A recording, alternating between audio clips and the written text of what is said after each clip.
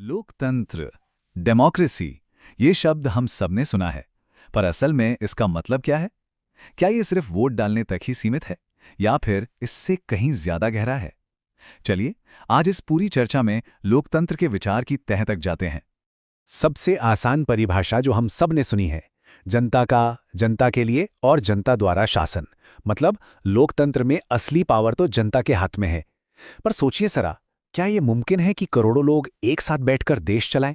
नहीं ना, पूरा केओस मच जाएगा। बस इसीलिए भारत जैसे बड़े देशों में एक सिस्टम बनाया गया है जिसे हम कहते हैं प्रतिनिधि लोकतंत्र।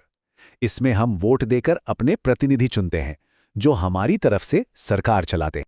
तो ठीक है, अगर पावर जनता के पास है तो सवाल ये उठता है कि लोग अपनी इस पावर का इस्तेमाल आखिर करते कैसे हैं? मतलब वो सरकार चलाने में हिस्सा कैसे लेते हैं?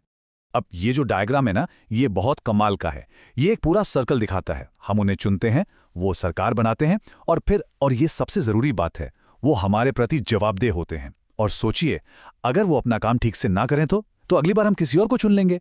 यही तो है लोकतंत्र की असली ताकत। लेकिन इसका मतलब ये नहीं कि हमारा काम सिर्फ 5 साल में एक बार वोट देकर खत्म हो गया। बिल्कुल नहीं। अगर हमें सरकार का कोई फैसला पसंद नहीं आता तो हम अपनी आवाज उठा सकते हैं। शांतिपूर्ण धरने हैं, जुलूस हैं, हड़तालें हैं, सिग्नेचर कैंपेन चला सकते हैं, मीडिया का इस्तेमाल कर सकते हैं। ये सब तरीके भी लोकतंत्र में भागीदारी का एक बहुत जरूरी हिस्सा हैं। हाँ, ये सीधे तौर पर फैसले नहीं बदलते, पर सरकार पर दबाव जरूर बनाते हैं। चलिए, अब थोड़ा आगे बढ़ते हैं। हमने ये तो समझ लिया कि लोग कैसे शासन करते हैं, पर एक लोकतांत्रिक सरकार का असली काम क्या होता है? उसके मेन गोल्स क्या हैं? देखिए, मोटे तौर पर 2 सबसे जरूरी काम हैं। पहला, झगड़े सुलझाना। जब अलग अलग लोगों या राज्यों में कोई विवाद हो, जैसे कर्नाटक और तमिलनाडु के बीच कावेरी नदी के पानी को लेकर हुआ था, तो सरकार का काम है कि वो बीच बचाव करके मसले को सुलझाएं। और दूसरा, जो कि लोकतंत्र की जान है, वो है सबके लिए बराबरी और इंसाफ को पक्का करना। और ये जो बराबरी और इंसाफ की बातें हैं ना, ये सिर्फ किताबों में नहीं है। ये एक ऐसा आइडिया है जिसके लिए दुनिया भर में लोगों ने लंबी लड़ाइयां लड़ी हैं। चलिए, कुछ ऐसी ही कहानियों पर नजर डालते हैं जो हमें बताती हैं कि ये लड़ाई कितनी जरूरी है। ये कहानी है अमेरिका की। 1 दिसंबर 1955, रोजा पार्क्स, एक अफ्रीकन अमेरिकी महिला, बस में सफर कर रही थीं। उस वक्त अमेरिका में नस्ल के आधार पर भेदभाव कानूनी था। जब एक गोरे व्यक्ति के लिए उनसे सीट छोड़ने को कहा गया तो उन्होंने साफ मना कर दिया।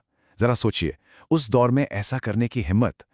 इसका अंजाम गिरफ्तारी या इससे भी बुरा हो सकता था। उनका ये छोटा सा ना एक बहुत बड़ी बगावत थी।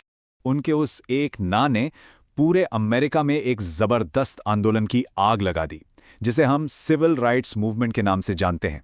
और देखिए, करीब 10 साल के लगातार संघर्ष के बाद नतीजा क्या निकला? 1964 में नागरिक अधिकार अधिनियम पास हुआ, जिसने नस्ल, रंग या धर्म के आधार पर होने वाले हर भेदभाव को गैर कानूनी बना दिया।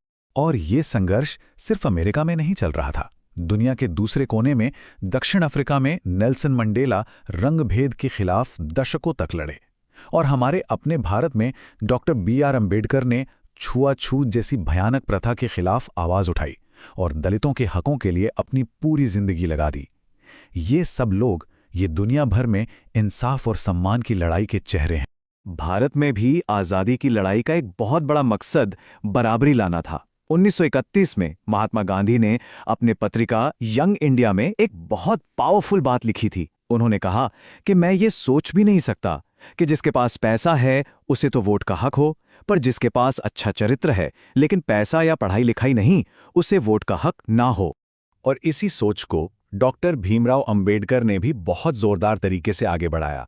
उनका भी मानना था कि वोट का अधिकार बिना किसी भेदभाव के सभी को मिलना चाहिए। एक व्यक्ति एक वोट का जो सिद्धांत है, वो यहीं से निकला और आज हमारे लोकतंत्र की बुनियाद है। तो ठीक है, ये महान विचार थे, ये बड़े बड़े संघर्ष थे, पर इन विचारों को असलियत में कैसे बदला जाता है? इसका जवाब है कानून बनाकर और सरकारी नीतियां लागू करके। चलिए देखते हैं कि ये होता कैसे है। अच्छा, अब एक सवाल, ये हमारे लोकतंत्र से ही जुड़ा है।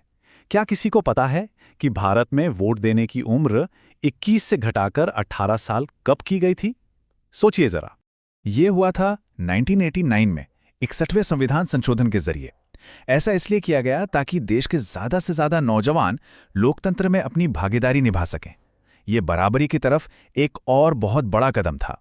बराबरी को कानूनी रूप देने का एक और बहुत जबरदस्त उदाहरण है हमारे संविधान का आर्टिकल 17। ये आर्टिकल छुआछूत को मतलब अस्पृश्यता को पूरी तरह से खत्म करता है और इसे कानूनन एक जुर्म बनाता है। ये कानून सीधे सीधे डॉक्टर अंबेडकर की जिंदगी भर की मेहनत का नतीजा है और सरकारें इन ऊंचे आदर्शों को जमीन पर उतारने का काम लगातार करती रहती हैं, जैसे अमेरिका का 1964 का सिविल राइट्स एक्ट या फिर भारत में 2005 का हिंदू उत्तराधिकार अधिनियम। सोचिए, इस एक कानून ने देश की लाखों महिलाओं को पहली बार अपने परिवार की संपत्ति में बराबरी का हक दिया। ये आर्थिक बराबरी की दिशा में एक बहुत बड़ा कदम था। इसी तरह स्कूलों में बच्चों को लाने के लिए मिड डे मील योजना या लड़कियों की संख्या बढ़ाने के लिए बेटी बचाओ बेटी पढ़ाओ जैसी योजनाएं हैं। तो आखिर में एक सवाल पर आकर हम रुकते हैं। ये तो साफ है कि कानून बराबरी का रास्ता बना देते हैं, पर सिर्फ कानून बना देना क्या काफी है? समाज को उस रास्ते पर चलाने के लिए और क्या क्या चाहिए? ये एक ऐसा सवाल है जिस पर हम सबको सोचना चाहिए।